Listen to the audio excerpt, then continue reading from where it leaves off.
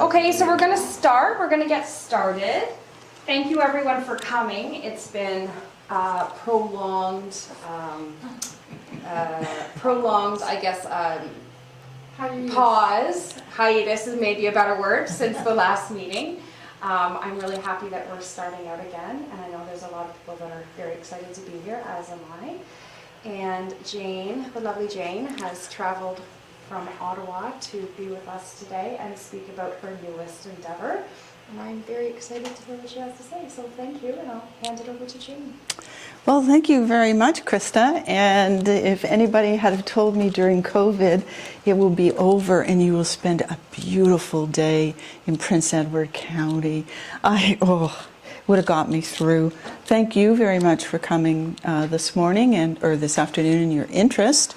I've just got up here, two people who sit on my desktop, and one of them, that man, is the descendant of Captain Charles MacDonald. You can see here at the bottom the Bay of Quinte. See that? They lived on the north side of the Bay of Quinte. Then I also am related to many county families on the south side of the Bay of Quinte. So that's Robert Charles MacDonald. His father left him a lot of land that we got to live on, and it never really occurred to me that these people never worked. They farmed and had orchards, as our families did. This woman interested me because when I was writing about Captain Charles in the genealogical family tree, I found a woman called Julia Ann Gerow, and I thought, what a lovely name, because there were Idas and, you know, all these Elizabeth, and in the, you know, the familiar names in the family trees. But here was Julia Ann, and I thought, I'm setting her aside. I'm going to finish this fellow, and then I'll look into her. And again, a wonderful story. So these are my third great-grandparents. Okay, so now let's go in.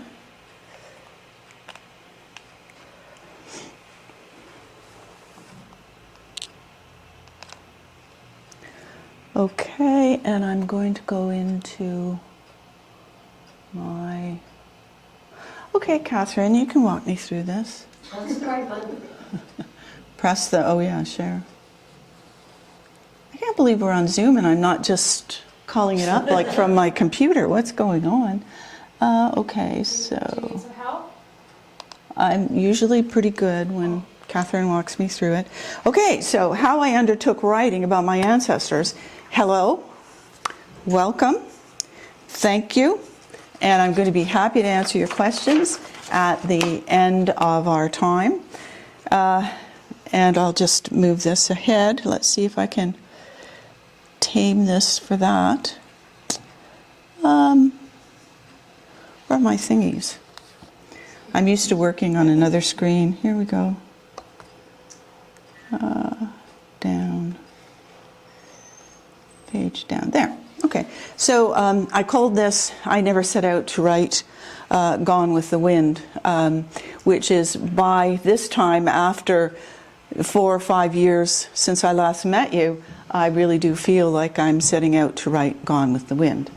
So there are some commonalities. Margaret Mitchell was the author here who wrote this great saga of the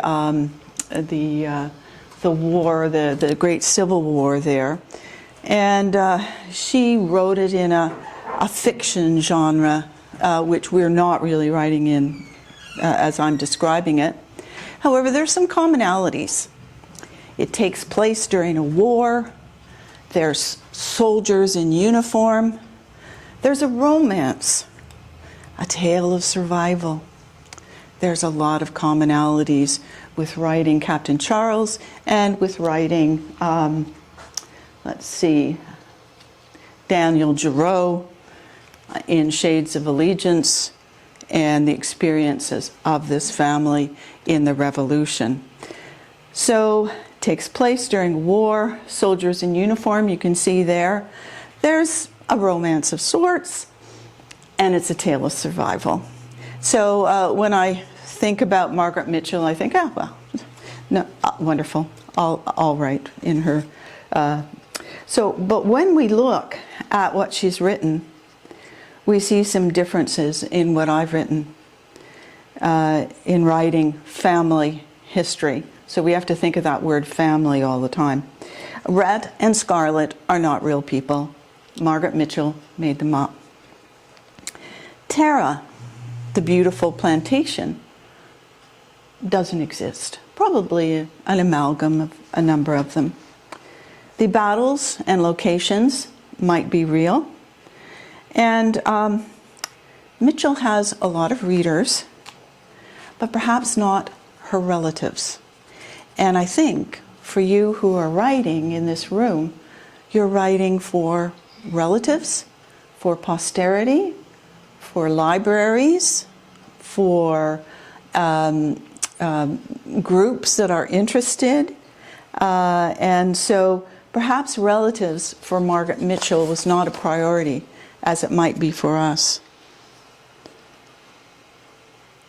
So the goals of the presentation are to explore ideas about writing your family history today, explain process and elements, supports and challenges, and taking those first steps. And some others may come up.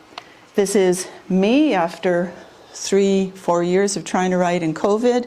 I'm standing in a place that if the haze would clear, you'd see great big tall buildings of New York. I'm standing about an hour north of New York City, where most of this story took place. This isn't Captain Charles's story. This is Daniel Gerow's in his Shades of Allegiance. So,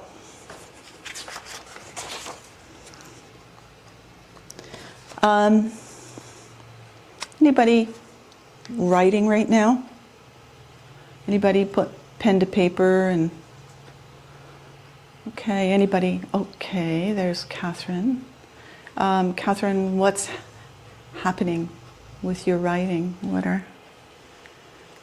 Well, I think I'm struggling with how to focus on, what to focus on, right? So I've got a lot of information that I've collected, and I'd like to present it.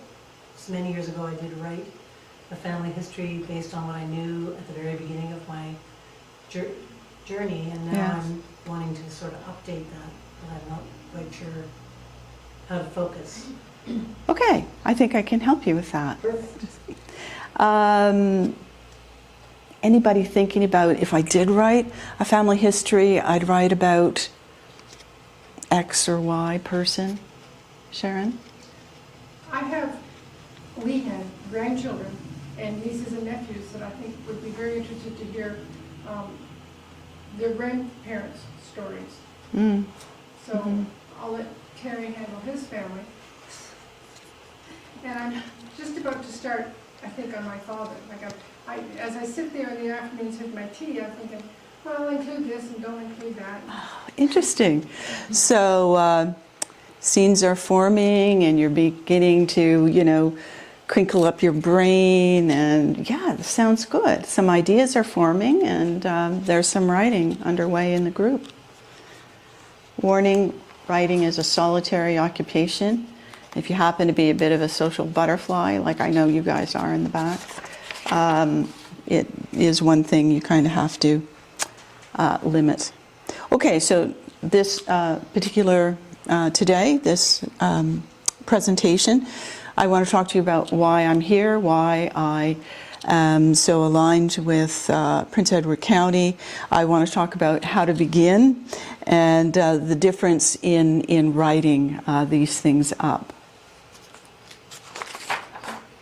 Okay, so in terms of county roots, Krista pointed me the last time I was here to the Simpson graveyard down here on whatever highway that is that you travel all the time. And it's near Wellington. And those are Gerow graveyards. So there's about 10 of them there. I expected to come across their graves at one time. I didn't expect them to be in the county, in the Simpson graveyard. So these are my relatives. So I'm going to leave it there, and I'm going to explain what relatives mean in a minute. So there they are, lying peacefully in a beautiful graveyard. And they've had quite a circuitous route to get there. You really have to hand it to those pioneers. Now, my begats. So the other people were relatives, and I'll show you a chart in a minute that'll demonstrate that. These are my begats.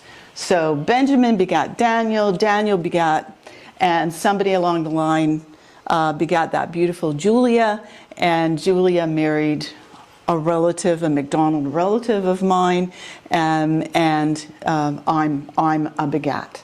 So ancestors, relatives. So if you went down Country Road 28 near Rossmore, the begats are there. They're my people. And so I found this little cemetery after looking for it for a good number of years. And Hugh Heel from Marilyn Adams took me there because he had to get the fence. You know, it's abandoned, so he had to get the fence. And so when we went there, I looked at this gravestone. There it is, Daniel Gerow, born 1780. And then when I scraped along at the bottom, because so much in genealogy is serendipitous that you just come along and find it, there it wrote that he was born, and everybody who buried him, and I don't know if he wrote it himself, but everybody wanted people to know that he was born in Orange County, New York. And I thought, well, to heck with that. I got British, I got, Scottish, English, there's a French Canadian that shows up, but I've never heard of anybody in my family being from New York. So that started 5 years ago, and we continued to search on that. So then I learned about the two distinct families. As well as those Gerows, I have a begat, Charles MacDonald, who I've explained, and he's over there buried in St. Thomas's Church on the East Hill in Belleville, and that was the sort of church burying place for those MacDonalds across the bay. So, however, my grandmother was born in Rossmore and was related to one heck of a lot of people up in Rossmore. So when I wrote the first book, Soldier, Settler, Sinner, this was, I thought, fairly easy for me. It played to my strengths.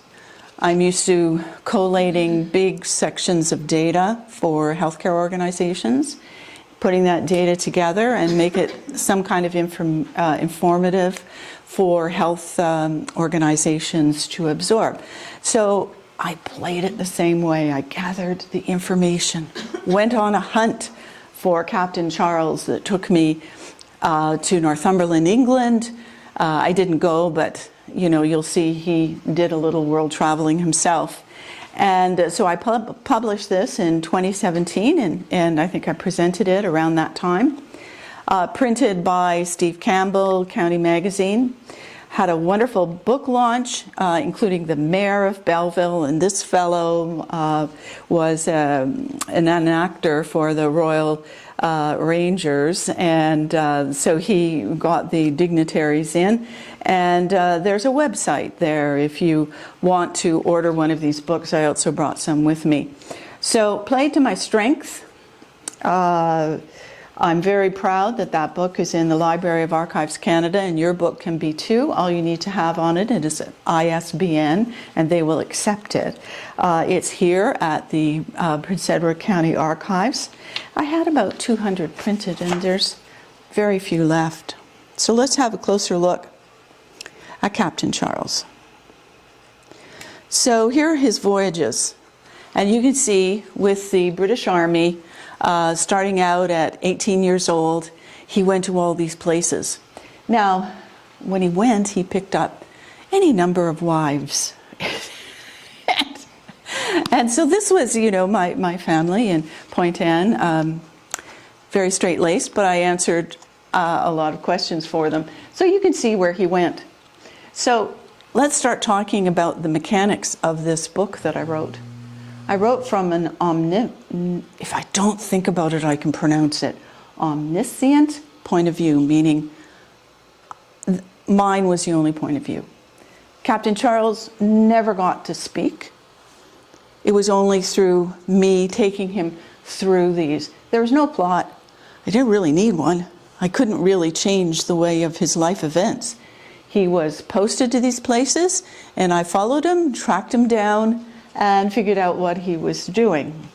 So I used real documents from his military career, very well documented, to be able to have those guideposts, where he went next, what he was doing, what is promoted, his bastardy papers when he came back home to England and had a few more children.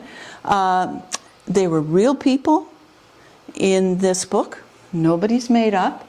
They're real events. I didn't go looking for any events. He provided me with so many, and these were real locations that I wrote about in this book. I've put it in bookstores in Ottawa and have told the bookstore owners that if anybody's looking to how to write a family history, they might want to purchase that book. The other thing, yes? I'm sorry to interrupt. Were you lucky enough to get the name of the ship?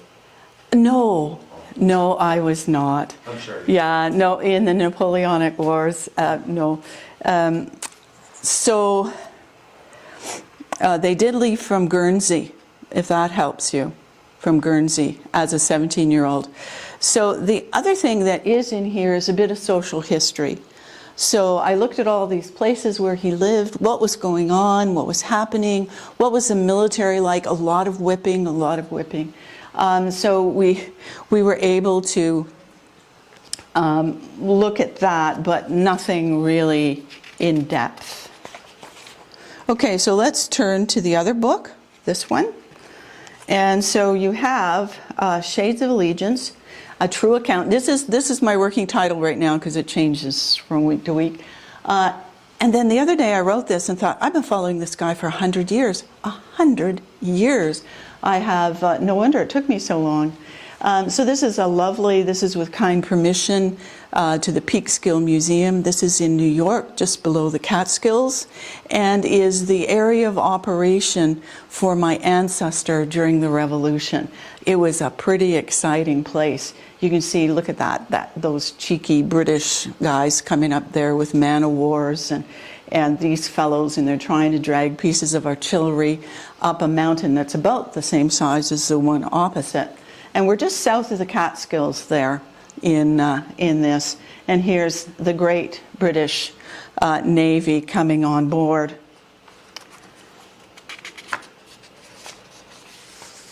Okay. Now, of course, the difficulty I had here was it was COVID, and I couldn't go see any of these locations. And nobody was answering their phone in this area of New York. They're all at home, of course, sheltered like we were. So when I'm writing this book, I thought, I don't want to repeat that. I want to have a little more shading in between, I called it. So a little more of what was going on. And I had to use my imagination. And I'm sorry, I fell off the facts by times. And so the nonfiction elements, like Captain Charles, were real people. My ancestors, my Gerow ancestors there, real events, all the events in the Revolutionary War, real locations, real documents. Again, I was dealing with real documents. He was in the military, so there were documents. Meet at such and such a place. On Christmas Eve, we're going to have a dust-up. Then I started thinking, I think I'd rather play around a little bit with this story. So I gave him, I chose a point of view. And usually when writing in creative nonfiction, you choose one point of view. And for me, that was Daniel's point of view. So everything had to be looked at through his eyes. So I would write merrily, write, and think, oh, darn, that's his wife's looking at that. Can't do it, got to go back. Write through Daniel's eyes. What he's seeing. Now, luckily, he's a big guy with a dialogue. he's talking to his wife, he's talking to his kids, he's talking to his neighbors, he's talking to the officials around him. So I've given him lots of dialogue. And through his dialogue, I can sort of set his character. And there's a definite plot arc here. He's a farmer. Well, first of all, his family are Huguenots, and they're fleeing religious persecution in France. And so then up we go, and there's the American Revolution. And what's Daniel doing in it? I've called this Shades of Allegiance. You know there's some trouble, there's some conflict there. And then, boom, the conflict fades. Life doesn't turn out so good. And the other thing is, using this, I'm using a lot more literary devices. If you remember grade 12, if you were in Miss Butler's class, you would know that she talked about literary devices. And so you have to go back and kind of learn those. So let's talk now about how to proceed. Okay, so recommendation, choose an ancestor that interests you. They're going to be your BFF for quite a while, sitting on your computer and on your desk, etc. And so you want to make them at least interesting if you can't get really fond of them. Then you're going to do some meticulous genealogical research, and it sounds like people have been doing that. So you're going to get your ducks in order. You're going to know who the family is. In this instance, it's Daniel Gerow. You're going to want to know his wife's family. You're going to want to know the children he has, his in-laws who might help him during the American Revolution, who his children married for the same reason, and you begin to create a neighborhood in which they live. So in terms of then, you have to look at some data management, because you've collected all this genealogy and you're going to keep using it over the next years, and so you want to put it somewhere where you can get it. I'll show you where I put mine, but it still ends up in boxes on the floor. So then you start your research, and you want to get this historical, and you want to also do the social history.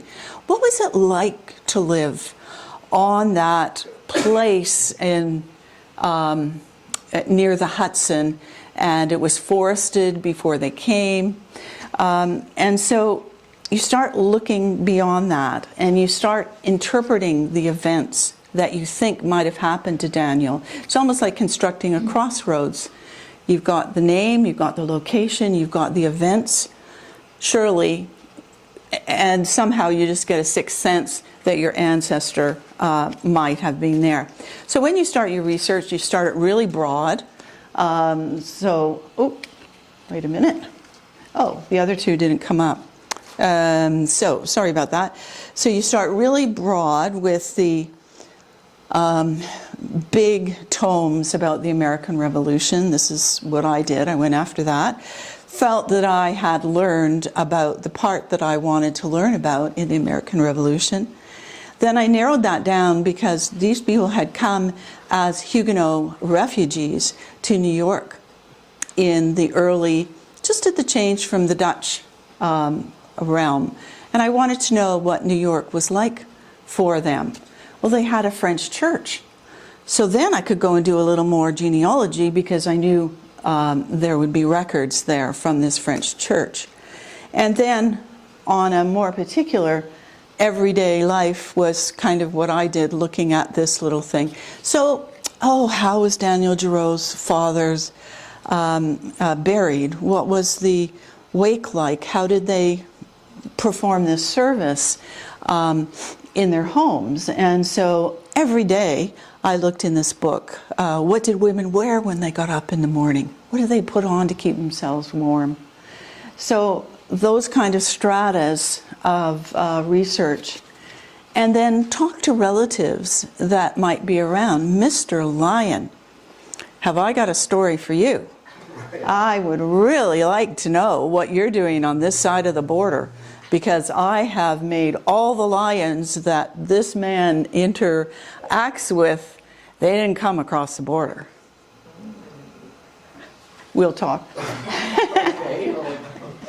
So, and then you confirm, and then location visits would be very nice. And, you know, perhaps you've got Dutch ancestry and you can take a little jaunt over to Holland. And then again, you've got data management because now you've got all that social history. And so you're, you know, with that. So 3 levels. And I'll show you, hopefully that won't make everybody who's as technophobe as I am running. Oh, there they are. Ooh, wasn't that fun? Okay, so in order to keep these, I'll just keep playing with it here. This is a little application program that says, does anybody use this? It's a reference manager. So when I get going, I get all those books out, I search the web, and I'm looking through all the websites. And it's very easy to forget where you've been. You can't really retrace yourself, or maybe you can, but I don't know how. So I use this free program, although, you know, you always got to think, why do I think it's free? So it's Zotero. Now, this is the picture of somebody who's doing a PhD. My Zotero page does not look like this. I use this little green button and say, oh, there was a wonderful day that I had to watch an ox being butchered on the internet. Yes, because I was writing about that. So I thought, okay, well, I want everything authentic for my readers. I have to do this. So, and I knew so I wanted to keep that URL because no one would believe that I actually watched this with one eye closed. So I just used that little button. I put in what the title was. I came over here to the URL. So that's that address. And I zipped it from the top of the ox killing video, and I could put it in here. See that WW?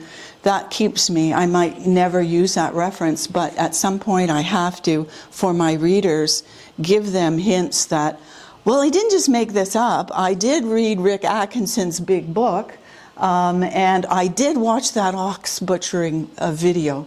So, and that helps me remember, and I know that I can look it up. So that works really well. And it doesn't look anything like this. Okay, so what do your readers want? So Catherine, I think you're struggling with your point of view.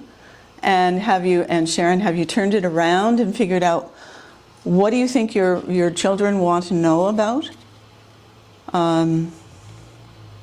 When you're thinking of writing a history for them. So what do your readers want? I know my Gerow ancestors want to know, what the heck happened to them in the Revolution? Why couldn't they stay there? Why are they here in these graves in Prince Edward County? Even though they're telling us, we were born in New York. So what happened? So this is, now I'm beginning to be taken over here, you know. You see my little bookshelf here is starting to tromp along the Revolution. So I've got Peter C. Newman, his book that he wrote here in the county on what happened to some people in the Revolution. And then you see I've marched along to 1775 and 76, and I've got the Boston Massacre. And I'm going right up there, and there's a Queen's Rangers book, one of my newest editions. So I want to keep it authentic. I want to be able to look at my relatives and say, yes, to the best of my ability, this is true. And one of the best books, see this little gold one? Little tiny thing. Oh, it's a terrible mess. There's no index. It looks like someone just had a box, took all the papers out of the box, photographed them, and put them in this book. But they're primary sources. I know that General Heath was there on the top of that mountain behind those British soldiers. And so he wrote, you know, a message to Washington. It's right there. I know that that's a primary source. It's not a secondary source. It's a primary source in my genealogy. Okay, so we've talked about 4 things. So you've got 4 hats to wear. You've got your genealogist, and you want to use primary sources. Does everybody know what primary sources mean? So that if, for instance, Charity Gerow, who comes in the story pitifully, we know nothing about her, but we know about her birth, her burial in St. John, New Brunswick. We know that the minister is standing there. He's looking down at her grave. Charity is being lowered. He goes back to his office and he writes, on such and such a day, October 20th, Charity Gerow committed to, to God, the date, and he says she's 99 years old. So I know that he's standing there. Now, what happens with this is somebody else comes along and decides, I'm going to transcript those little entries in that burial record. That becomes a secondary source because somebody else has been at it. What if the telephone rings? What if a kid falls down the stairs or something? How do you know that it's going to be as accurate as that primary source? So you're looking for a primary source when you can find it. Then, we've talked about finding it, storing it, and digging it out again when you need it to continue to keep writing. Computer skills, we'll talk about one more application. And writing skills, brushing up on those old literary devices that our teachers so patiently taught us about. Now, so I've got my genealogy. I've done some research. Research is kind of iterative. You keep doing it as you find more stuff. I spent a lot of time with the Lyon family. And so you keep building and building. So how did I find out about these people? Julia Ann Gerow. I liked her name. It was time for me to have a look at her. Who is she? So I went over to Marilyn Adams and said, do you have anything on, I'm sorry, I can't even say this name. I think it's, and they said it's Gerow. And I said, yeah. And so they handed me this document pile, and I went through them. And then I thought, well, I'm still not fully. So I Googled Gerow on the internet, and up came this book. Not even this book. There's a volume 1 and volume 2. Who ever thought that the Gerows of Prince Edward County merited a book that was in the lower tier, southern tier of New York? So I jumped in the car and off I went. 7 hours from Ottawa, and it's located about an hour from New York City. And you can't imagine, it was a Harry Potter moment when I opened those pages and saw a great contributor was Laurel Wanamaker. And if you know Laurel Wanamaker here, he's one of the great historians. He's left us, but he's one of the great historians of Prince Edward County. What was Laurel doing there? And so, I got all shivers. So that's how I started. So, looking at those archives. Oh yeah, Huguenot family I've already told you about. And I've told you about Laurel. So then I went and got a whiteboard. I started this in 2018. It's still there. I said goodbye to it yesterday. And it's still there. Now, what a mess. But as I continued to find out things, I printed it on. So there you've got my relatives, not my ancestors. Well, this guy's my ancestor, that guy's my ancestor. This guy is a relative, this Daniel. And look, 1725, he's about 50 years old when the revolution hits. And yet he's in it. He's my protagonist, he's my main guy. His little brother, Isaac, he has the UE designation because he's in the Queen's Rangers. He starts with Charity, and for some reason I have written New Brunswick there. Why? I never had the time to look into it then. But what's that got to do? I didn't find that for at least 3 years later. And then finally, as I've researched these people over a year and a half, I say, they're not me. I can't find any way that I'm related to them. So then I went back up, well, I dialed the archives again and said, oh, they said, well, there's more. You just didn't turn the page. So I see that there's 3 sons. They all have families. But look, there's Benjamin, who begats a Daniel, who begats a Benjamin, who begats a Daniel, who was born 1780, and he's in the graveyard at Simmons Cemetery. And so I continue on. There they are. The first time I wrote that word, Saint-Ange, in southwestern France, it was just so weird. This is a Catherine Secord, so we're in there as well. So anyway, Orange County started it. What a story. So then,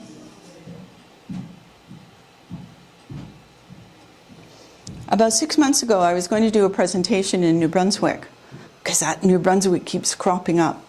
So I thought, oh, I can't take a picture of that mess that you just saw. So for some reason, just logically, it came, and still it's very difficult. But at least 10 of children of that Gerow family in southern New York came to Canada, became Canadians. So here you've got the children who went to New Brunswick, and they were because they were flaming patriots, flaming loyalists during the Revolution, young men. You have Isaac, who married Charity, and they have these children. And we have them in the Stinson graveyard there. And they did their thing as well for the Loyalists. So they first went to New Brunswick, didn't like the land, were given lovely land on the Wilson Road, where Huff Wineries is now. So really quite a story on one page. Okay, these arrows. So my second tech recommendation. Are you okay with, what is this called? It starts with Excel, starts with an E.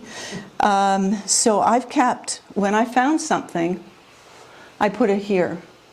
So this is a screenshot of my actual thing. So Daniel's over there, and here he's married Elizabeth Couton, and her mother is Elizabeth Angevin. I'm sorry, it's not clearer. Here's his siblings, and they're very important because these become allies in the Revolution. So you can see who they are. His mother, Catherine Secord, where they were all. So big data thing. Now I'm going to try this. Okay, so that big arrow, the advantage of using Excel is you can set up, you can't see it here very well, sorry. My apologies. Daniel from New Jersey, that other part of the family, I've also recorded him in there so I can go back and forth and tag and when did that happen for them and how old are these children at this particular point in time. So this is open when I'm writing on my desk. It's my family research page. Next, you might want to think about developing some timelines. So this is very simple. You know, there's all ways to do this. But just for explanation, Daniel was born in 1725. His little brother, Isaac, 17 years younger than him. He must have felt kind of responsible for Isaac and setting up some stuff. Daniel had 12 children. Isaac had 6. I don't think Daniel was away very much. Seems to suggest that he kind of stayed in that region on that hill. And Isaac only had time to manage 6, but you know, he in a much shorter period of time. So, and then Daniel, how did he feel when his little brother died, of him being 17 years older, and yet his little brother died 3 years before he did? Well, can you see that I'm starting to think about some associations now? And here's, I think this is Daniel's family with the 25 children there. Okay, so just beginning to think about things. So if Margaret Atwood were here today, and we were ridiculous enough to ask her, so how do you write? She would acerbically say, well, you start with a word, then blah, blah, blah. You know, it's like eating an elephant bit by bit. And then a few sentences, a few scenes that are forming, and eventually you get a chapter. Congratulations, yay. So that's how you begin writing. And you capture, you know, it's pretty good to walk around with a notebook. So here's a notebook. And every time you get those thoughts, Sharon, that you're having, maybe not about Terry, but about the book, you could write this down and keep ahead of those. So trying not to write a non-boring family history means you have to kind of stretch a little bit. And I'm happy that I did this and it really informed everybody. So that you want to include things like conflict. Well, in both these situations, I didn't have a problem. If you're going to write about Mrs. Bowerman and her 28 years here in Prince Edward County as a Quaker, you might be having some trouble unless you've been in those Quaker records and really see what they get up to. There's conflict there if you want to look at them. You identify a theme. We talked about the theme of survival and loss. And choose an ancestor that speaks to you. Certainly Daniel down here fighting at the British, trying to pretend to be a patriot, seemed to be a worthy story. Okay, so now, is everybody still okay? Are we all right? I forgot when we started. Oh yeah, 2 o'clock. So the only thing is that, you know, there's talented people out there that write. And for the rest of us, it's a bit like trying to change a tire, you know. If I was on the side of the road, like, oh, how do you do this? And so you have to learn. You know, there's all different ways that we'll talk about. And that writing requires these kind of spaces that we're not used to having in our busy lives. So I find I'm fine with the genealogy, I'm fine with the researching, but when I get into a creative state, my husband knows, oh yeah, she's walking around like a zombie today. Let's not interact with her too much. Or even the worse, I'm trying to write things and I write in a loft and he's down there saying, where's the mayonnaise? And I'm just reaching for a word and it's so precious and I know I'll get there if I have some quiet. And then we talk about the dark mess of creation. I really like this because you're writing that first draft and you've had all this time to generate ideas and they're flipping through your mind and you're thinking, And it's a bit like I try this analogy of making bread and you've got this, you know, bread and you don't want to do too much with it. You don't want to have big expectations that it will rise. You're just kind of playing with it and it's not much of a form. That's great. That's your messy draft. Don't try to edit it at this point. Because that'll come and it's not fun. So messy draft then is, sometimes I think of it like chocolate pudding on oilcloth. You know, it's just all over.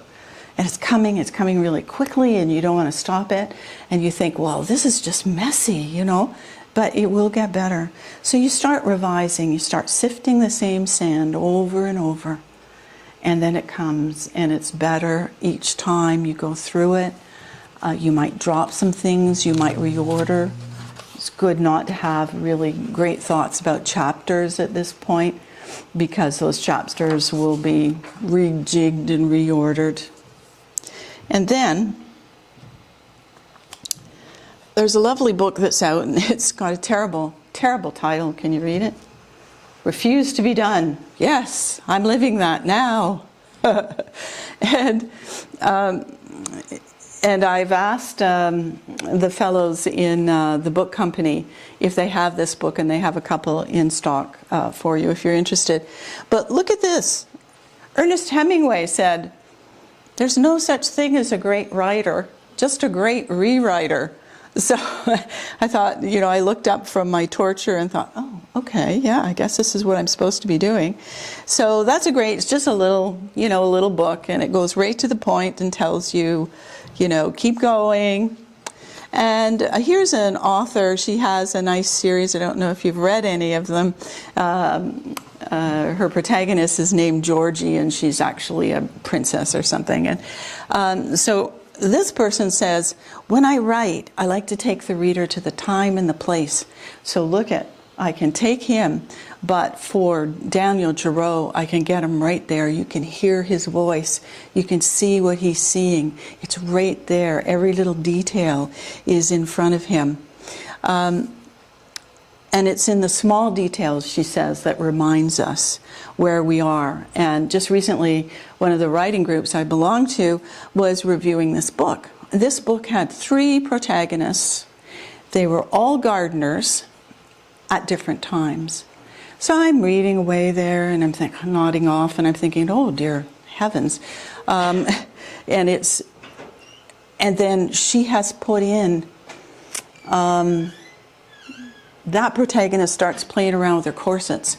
Oh right, she's the garden attendee at the turn of the century. And then reading a little longer, and I'm getting confused again, and oh, this woman's playing with her pin curls. Oh yeah, that's the person in the war.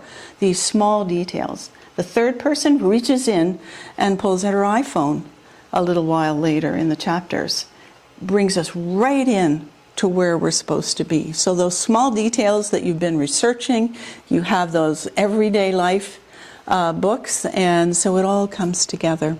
And then that point of view, experiencing, and it's a big decision, Catherine, who you're going to look at this, whose eyes you're going to use, and what they see. So, I don't think we're going to bother with this next one. Yeah, so there's help out there for you. You don't have to do this all yourself. So we'll just skim over this. Daniel Gerow, is there a plot in there with him? So his first generation Huguenots, they were persecuted in the old land. Came to Westchester County. Finally, Daniel was able to become a freeholder. He bought that land. He signs, he sticks his head up in 1775 when most people were playing, or 1776, were playing around trying to develop the Declaration of Independence in the United States. What does my relative do? He sticks his head over the parapet and signs a petition that he wants to be for the king. Well, I'm telling you, if that's not a plot, because we're going all the way up there. He's a successful yeoman in Westchester County outside New York. Lovely. And then he signs this. And then it's steady down there from there. So he becomes a sergeant in the 3rd Westchester Militia. He becomes a patriot so that his family can survive. Then, hello, he bears arms against a superior officer, gets really annoyed. And next thing you know, he has a one-way pass out of Westchester County, and he ends up okay. Some of his children become really passionate loyalists, and they're in New Brunswick as we speak. So then how to start? How do we begin? So whether you're writing a memoir, whether you're writing a history like this, you have to start with the character that you've chosen. So if I was starting with my grandmother, Gerow and MacDonald, I would look at her physical characteristics. We all have these big ears. Her hair changed over time, and you know, it was precious to watch. Style of dress, always a dress, always a dress. She wore an apron when she went into the kitchen. Facial expressions, all I remember is sort of a lot of love and smiles when I met her. Beatty, the birth, marriages, and deaths. You've got, we won't go into religion here. She was a solid county woman. She was born in Rossmore and never left the county in terms of religion. Hobbies were quilting. Her beliefs were, Jane, I had 5 children before the Canadian government thought that I was good enough to vote. She's a pretty strong character. Everybody has a psychic wound these days. If you pick up a novel, you'll realize there's something drawing them. For her, I think it was looking after her younger sister. Her mother didn't want to look after this 10th child, and so it went to Evie to look after her. So, I don't know, I can't think. She was a pretty happy person as far as I knew. What I remember most, do any of you remember the wash days of your grandmother? It was like Armageddon in there with those galvanized steel tubs, you know, and you wanted to stay out. You ask relatives for their memories and impressions, and do they add up? And then write it up, ask for feedback, congratulations, now start another profile. And you keep adding and adding, and you have these people doing something, you know? So does that sound doable? To think about these things and then try and make your, think back and ask other people about your relatives? During COVID particularly, images helped. I had these kind of pictures all over wherever I was, trying to imagine myself there because that was the closest I could get. So that'll help you with your writing. And we're lucky with the internet. Then I think of my job as an author, and certainly taking up with writing groups help to talk about your, what is it, Misery Loves Company. And then retreats. I don't know if you're aware of Vicki Delaney, lives here in Prince Edward County. She's a cozy mystery writer, and she had a retreat just before COVID, and we were, looking forward to the next one, and COVID hit. So, you go there, you listen about writing. I wrote an article, very popular, about my poodle, and this family history writing studio teaches you how to do those profiles. It's online, a lovely group, and I have the URL in the last slide. Reading, and then hiring professional help. That's a big thing when you're getting ready. So here's another, I call this my self-help shelf. And so you can see, writing your first novel. Here's this thing about the psychic wound, appropriately in red. Seriously, people write books for you so you can get ideas. Here's a grammar book. There's that one, Refuse. And the other one that I'll do this. Boom. Stephen King, on writing. This is kind of, Stephen King, was a high school teacher in Bangor, Maine for years and years before he ever put terror to paper. And so there you go. It's called On Writing, and the books company has copies. It always keeps copies in there. And then you've got other grammar books that I can read and then seem to ignore. So we're after a true story, well told, and the well told is not telling it like that, one fact over fact, but that's a very popular book and people like to read it. But I think it's more fun doing the shading in of things. Like, I don't really know, was he really up there bearing arms, or is this a figment of my imagination? Well, it is, unfortunately. But how the heck? Well, I'll use another one. He was sent out. He lost his property. He lost his home, everything. He was given a wagon and said, put what you can in the wagon, and his wife insisted on taking 4 chickens, and I know that's true because when she died, her inventory included 4 chickens. So I'm pretty safe on that one. So anyway, he was given a wagon with 5 kids were left at home by that time. Put your stuff in the wagon and off you go. We'll give you a pass down to the south of, not quite to New York City, but then you have to make your way after that. So I got them. It took me a summer to figure out, how do I get them across the Hudson River? That picture I just showed you of me on the Hudson was actually a place called Dobbs Ferry. And so I had to think, how on earth would they get across in 1780, well, after the war? And how would they get across there? And who would take them? And what's this thing called a Perry Auger that they had at the time? Who has those? And so there's a whole lot of stuff. It took me a long time to get them across rationally, using the best information I could.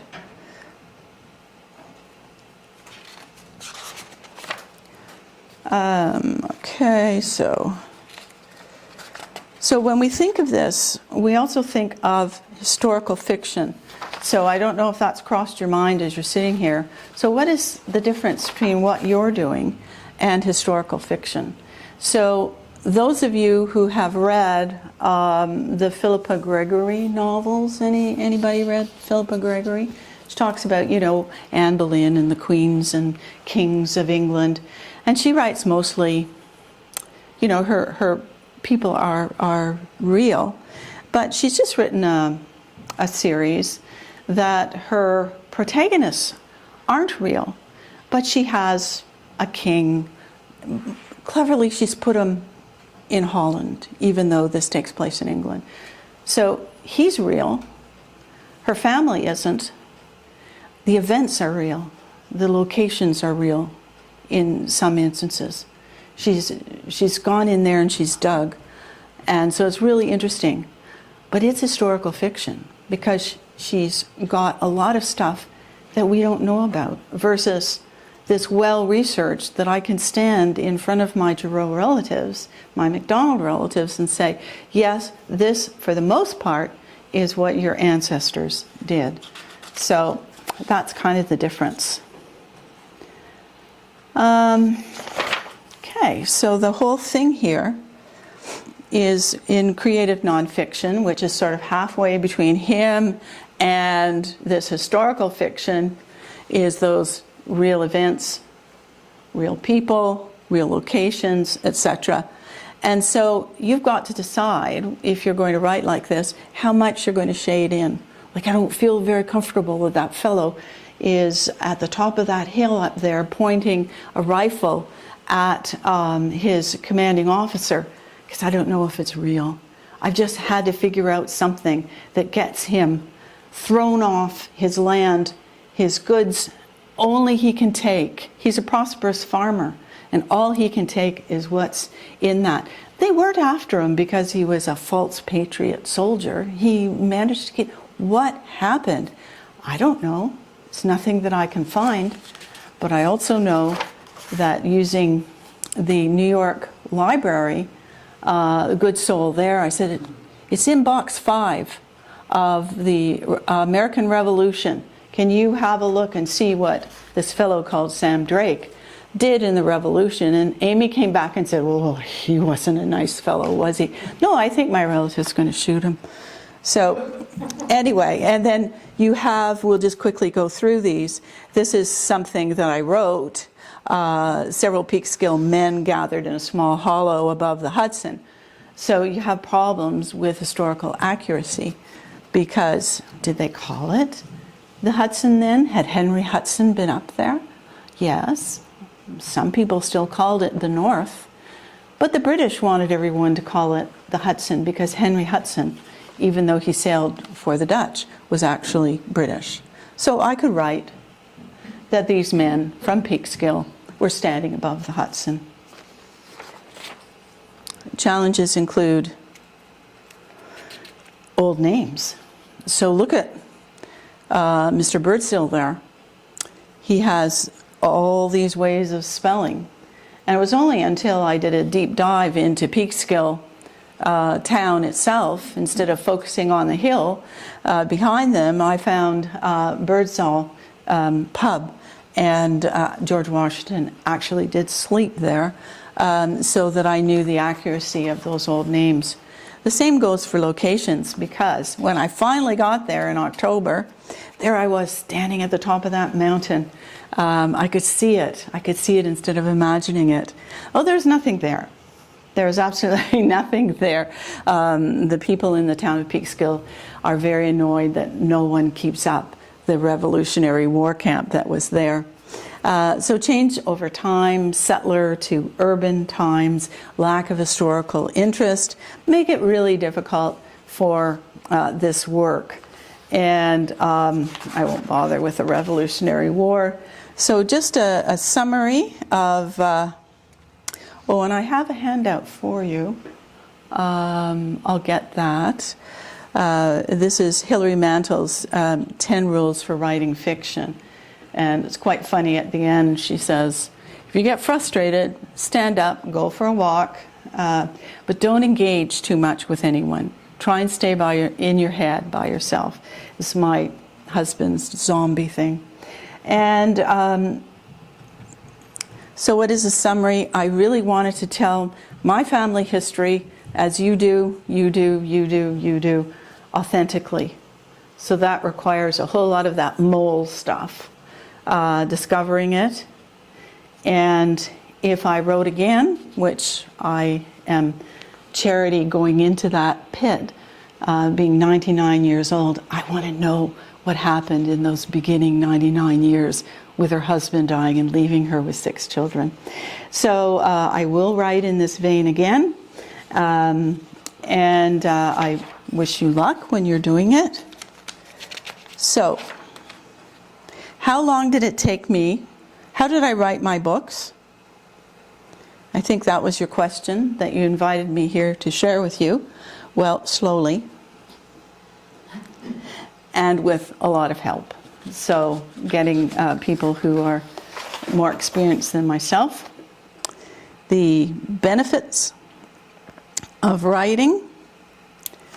Certainly expands your universe. You meet really interesting, kind people along the way. You have camaraderie with writing types. We all have this common interest.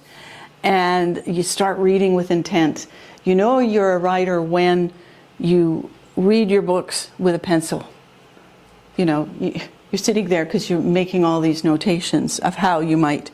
I didn't do that with this book, but I sure did it with him. And then you want to read things like, this Rose Code was a very popular book. I wanted to read it, but with intent of how did she make the magic go? How did she bring in these literary devices? And it's always good to challenge ourselves. So one final point. Genealogist's filing system always ends up on the floor. So I would like to thank you for your time and attention today. Here's the Lynn Palermo. So if you're interested in following her courses, writing family history, she's the pro. And you have fun during these Zoomy things. I'd like to thank the Westchester County, the New York B&G, the Quinte branch of the Ontario Genealogical Society. Let me plug their Find It feature, because recently I was examining my Sager roots, and I thought, oh, okay. So boom, suddenly, boom, boom, boom, all this stuff came up. Some of it didn't help, but what helped me reject some of the things that I was thinking. So Find It is there for you. You go on the OGS website, and you can navigate your way there.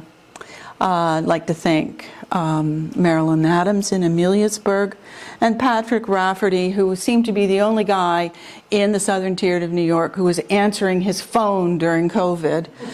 My Gerow ancestors and relations, and thank you for attending. And are there any questions?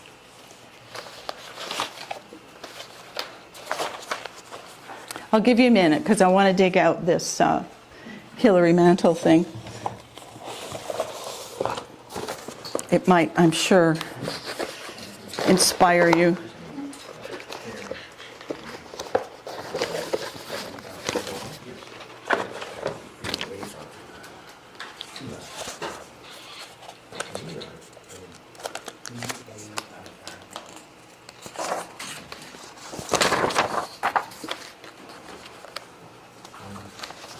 And Hillary writes about performing a haka. And what she's talking about is going right into your chapter instead of all this frou-frou of introducing it. And so I looked it up, and a haka is that dance that those Maori people do. You know, they beat their... She's saying, what is she saying? Are you performing haka or just shuffling your feet? And she wants you to jump right into the action, is what she's saying. So Hilary Mantel is a 2-time winner of the Man Booker Prize.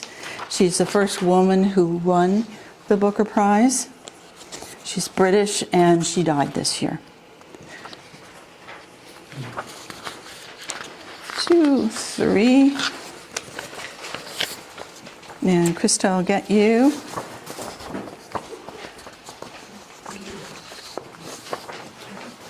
Oh, here, take the rest of them. Sure. Have them. I got everybody? Everybody's got a... Okay. Oh, right. So, I think that's it for today. Any comments, questions have emerged? Mr. Lyon. You went to Steve Campbell in Bloomfield to get your books published? Yes. You had, you said 200 printed? Yes. I had 150 and then was running out of them. So Steve printed 50 more.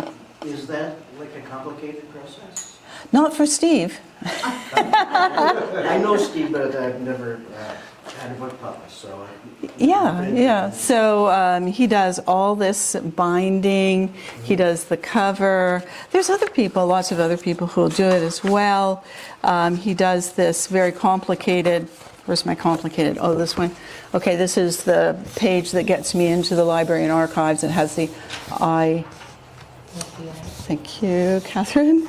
And so it has all that. And so he did it and did the layout and managed to put in all these photographs, and also did for me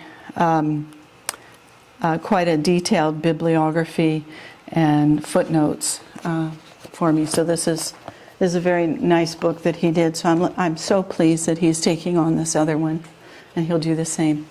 So you have to pay for all of that yourself? Yeah, Steve doesn't. He won't let me out without paying. Yeah. So I'm self-published. So I'm the publisher. Steve is the printer. For that book, we had a fellow in Belleville who did the beautiful design on the cover and some of the maps on the inside, because who could not record all of his voyages? So they're in there. And then I had Orland French from the Hastings Historical Society, who guided me through the process, which mostly was yelling at me for putting two of those spaces that we learned in typing class. So, poor Orland. It was a tortuous. Anyway, so we got through it. So that's the kind of help that you have. And Steve was showing me yesterday all these books and they seem to be a whole lot since I'd last talked to him. And then I looked at him with the realization, well, that's what people were doing. They were staying home and writing books. So they were bringing them to him, and he had a boom market in terms of printing those books and getting them ready to be distributed. So it worked well for him.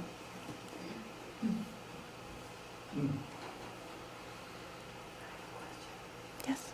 I have a question. Yes. So your relative that you said you found the burial record for saying that she was 99 years old, so you would consider the burial record a primary source? Well, that's for the burial, for the burial. but not for her age. The person who buried her recorded that she was 99 years old. He also seems to have recorded that her son-in-law was there. So I'm taking that as the closest evidence I can come.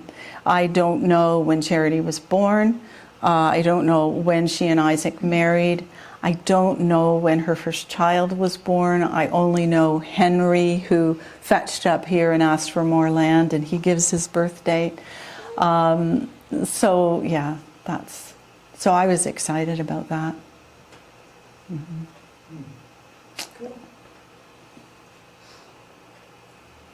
Yes. Did you ask any of your relatives to read the book? Yes. And what was the reaction? With this one, we had meetings. I would come down from Ottawa, and my Aunt Jean would get the teapot going. And so we all gathered around. They took a great interest. These are the ones in Belleville, and letting me know how illegitimate we all were. And so we sat around and figured all this out, how much we were going to, we felt comfortable. I mean, I'm dealing with older generations, so where everything like this was more of a stigma, and did they feel comfortable? And so we had those kind of reviews. And then I'm not sure if they actually reviewed the end, but they were reviewing right up until I handed it over to Steve to put together. So yes, and for this one, I have spoken with people in the States who, interestingly enough, have, this fellow, Daniel Gerow, his younger brother Andrew, there's a graveyard there and, that they've kept, so they're very interested in finding any Gerow relatives to come and visit this graveyard. And so, I offered to have her have a look at this, and I'm also having the fellow who's that thing on the back of here, the Peekskill Museum. John is going to review the pieces about Peekskill to make sure that they're authentic and I'm representing it the best way. Yeah. Did you have somebody else do the editing of your book, or did you kind of look after that yourself? Steve did it. Steve did. If he produces the county magazine and a lot of people don't get after him, I figure he's pretty good for this. So he's going to do it again. I asked him because I didn't know if he'd still be interested. I had someone else lined up, and he said, "No, it's I'm in there anyway, so I'll have a look at it." Oh. Mm-hmm.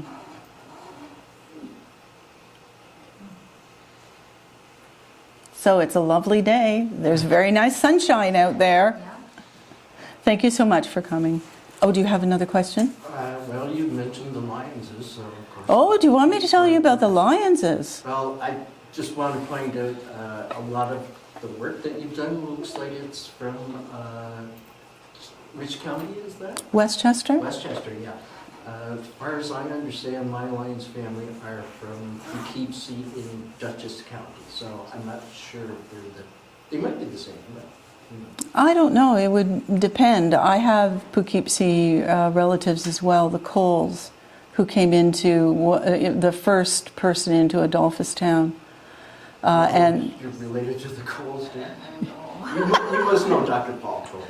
No, I don't. Oh, he's the Cole family genealogist for this area. I better make his acquaintance pretty darn quick. I'm not writing about them. I just know because I went after the Sagers for a UE designation, and the Coles came up. So yeah, they were all there. They were all kind of Dutch before the British came, but the Lions were very British. You can trace them back to coming from England.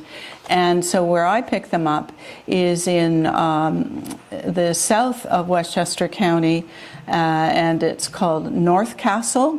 So you can look there, and there's a North Castle historian, and now he answers his phone. And you can ask him about the Lions, or you can visit North Castle. They have pretty good records there. And sometimes when you start there, then you begin to see the connections over to Poughkeepsie, and who moved and who didn't, and why did they move, and the story goes from there. But for my relatives, the Lions were always on their tail.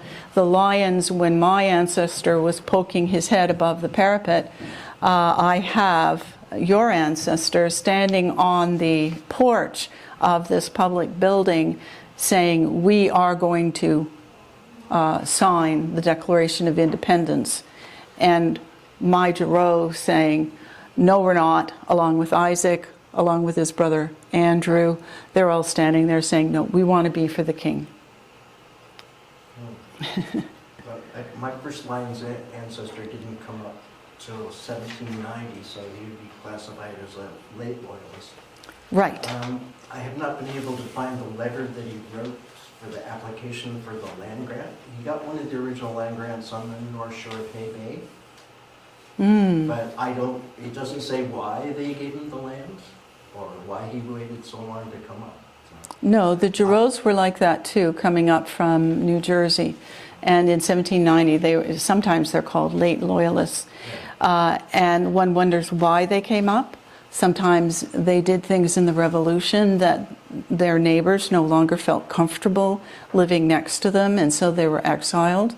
I don't think Lyons was part of a group that my ancestor Gerow from New Jersey came up with, because they were Bantas, who are Bonters. You know them as Bonters, but that's the Dutch translation of that. The Lents, the Parliaments, it's described as a small colony of like-minded people. So what does that mean? It means they're not very happy there. And so they came up, asked Simcoe, who wanted to settle this area, asked Simcoe for land, and they got it. So yeah, it'll be there. You just have to look, try to find it. Would Find It have something like that? It would have the pointers to books on our shelves, yes. So Find It is basically a glorified index to find this book, go to this page, and then there it is. You can read it. Somebody's published it. And all these names you just mentioned, from my experience using Find It and taking some books off shelves, they're all there. I mean, those names are all mentioned. Yes, it's quite incredible. It's quite incredible to see these names. You're going in the United States to find them. You find them in the United States. And then you look and it's the same names that you've grown up with. Listening to your grandmother talk about county folk, they're not strange names to you. You know them. And then you go to New Brunswick, where they were all shipped out by the British to save their lives. All the refugees from the Americans were shipped out, and you've got the same names down there. Little pockets of loyalists, so kind of fascinating. Anyway, I'm sure, sure. Does anyone know how long the Crown issued land grants after 1783? I don't know that. I've never even looked that up, see how long that the Crown was issuing. Oh, yeah, well, Was it Simcoe... a short time after the war or before? I couldn't say for sure, but it seems that Simcoe was really excited because the Americans were making incursions, and he wanted, to settle the land, get really good farmers who he knew the people from New York State were, and they were used to tilling the land like here in Prince Edward County. And he wanted them up here, and also don't forget 1812 was not too far away, and I think he was thinking these people are also going to be good soldiers. They can bear arms, sometimes maybe patriots, but no, he wanted them here. But for how long? Anybody know that? With the issue of land grants, it must have been just like the gold rush. Everybody rushed up here to get a piece of land.